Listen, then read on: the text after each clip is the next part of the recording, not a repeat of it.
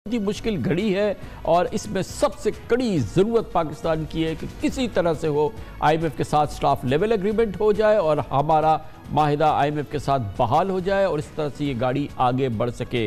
इस पर बात करते हैं। इसके लिए हमें ज्वाइन किया है माशी उमूर के माहिर, वजारत ख़जाना में तवील अरसे खिदमत सर अंजाम दी डॉक्टर खाकान नजीब हमारे साथ हैं और पाकिस्तान के माशी और कारोबारी उमूर के मुमताज़ सीनियर बाखबर सहाफ़ी जनाब शहबाज राना हमारे साथ हैं। शहबाज साहब, सबसे पहले फर्स्ट थिंग फर्स्ट, सबसे इम्पॉर्टेंट बात यह है कि जो नेगोशिएशंस चल रहे हैं वो जिस वक्त हम आपसे बात कर रहे हैं वो कहाँ खड़े हैं।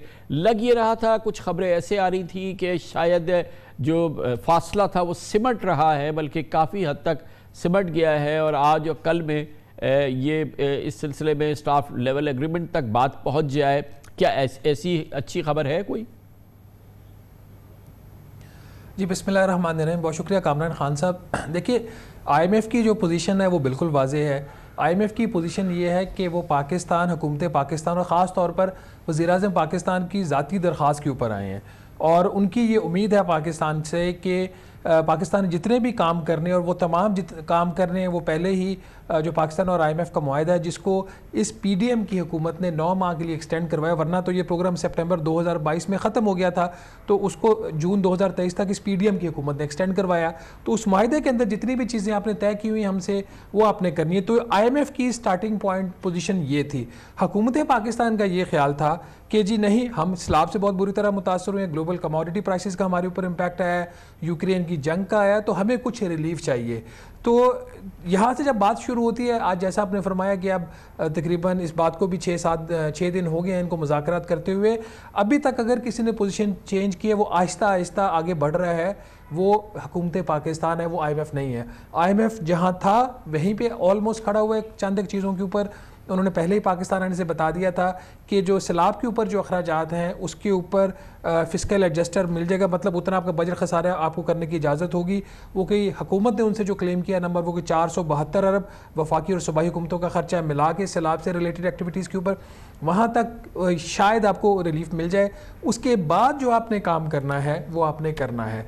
तो अगर कोई गैप नैरो हो रहा है वो इसलिए नहीं हो रहा कि आईएमएफ ने भी 1 कदम आगे बढ़ाया और हुकूमत पाकिस्तान ने 2 कदम आगे बढ़ाए।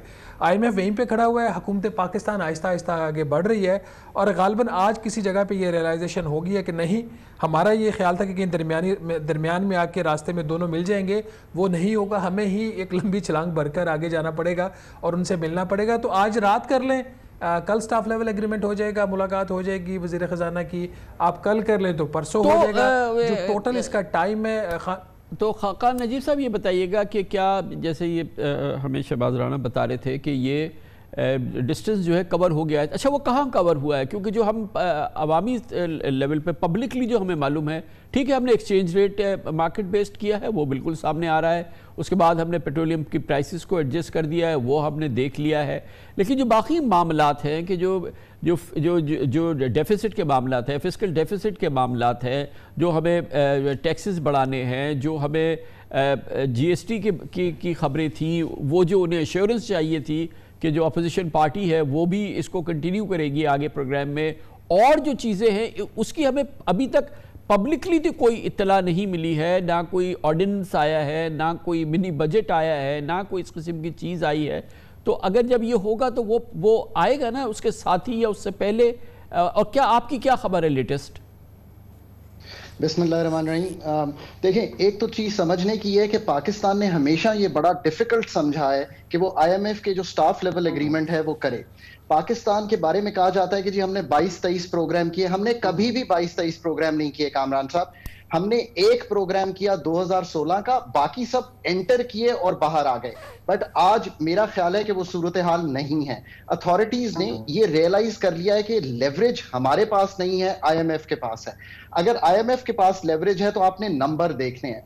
मेरा ख्याल है कि जहां हम जा रहे हैं वो यूं है, कुछ क्वार्टरली एडजस्टमेंट्स हैं इलेक्ट्रिसिटी की जो कि हम कर देंगे, ये पुरानी एडजस्टमेंट्स हैं, ये पावर प्राइस कैचअप हो रहा है, ये 2022 की क्वार्टरली एडजस्टमेंट्स हैं, कुछ रीबेसिंग है, ये हम कर देंगे तो हमारा जो पावर सेक्टर है वो सेटल हो जाएगा। कुछ उसमें से जो 675 था, आई थिंक वो कम हो गया है नंबर जो सब्सिडी का है, वो सब्सिडी में कुछ हमारा जो फिस्कल का खसारा है वो बढ़ेगा।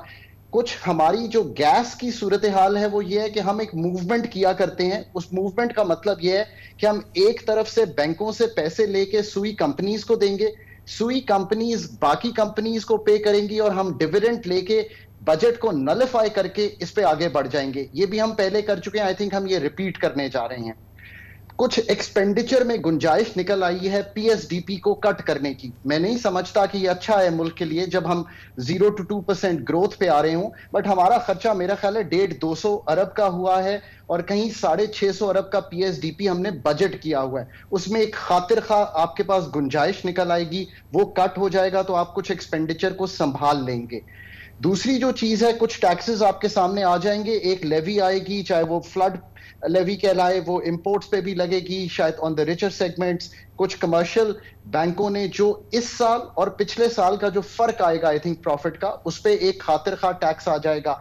सो कुछ एफडीज, कुछ सिगरेट्स, शुगरी ड्रिंक्स, एक पैकेज ऐसा बनेगा। ये लॉन्ग टर्म प्रोग्रेसिव टैक्सेशन नहीं है कामरान साहब, बट आप याद रखिए कि हमने जो भी करना है 5 माह में मीट करना है। So we will go closer to the IMF to meet. अब बात यह है कि हुकूमत को इन पे डिसीजन लेना है, वो आज ले लें, वो कल ले लें। बट आई थिंक कि मैंने लास्ट टाइम भी आपके प्रोग्राम में 2000 अरब का फिक्र बोला था, मैं आज भी कायम हूं। 800-850 का गैप है प्राइमरी में, वो जो मैंने आपके सामने मेजर्स रखे हैं उससे पूरा हो जाएगा। 1200 अरब का गैप आ रहा है आपका, जो आपका इंटरेस्ट का है, उसके लिए कुछ फिस्कल के खसारे को 1 से 1.5% एडजस्ट करना पड़ेगा। 470 अरब रुपए का मेरा ख्याल है आपको मांगना चाहिए और खुल के मांगना चाहिए। ये बात मैं इसलिए करता हूं कि आपने स्पेंड करना है फ्लड के लिए, आपने इनकम सपोर्ट प्रोग्राम को बढ़ाना है, आपको पेट्रोल की मद में कीमत बढ़ानी चाहिए और खुल के बढ़ानी चाहिए। मैं बेदर्दी से ये नहीं कह रहा, बट आपको साथ साथ कोई फ्यूल कार्ड एडजस्ट करवाना चाहिए ताकि वो मोटरसाइकिलिस्ट और रिक्शा वाले उनको आप उनके पास जा सकें।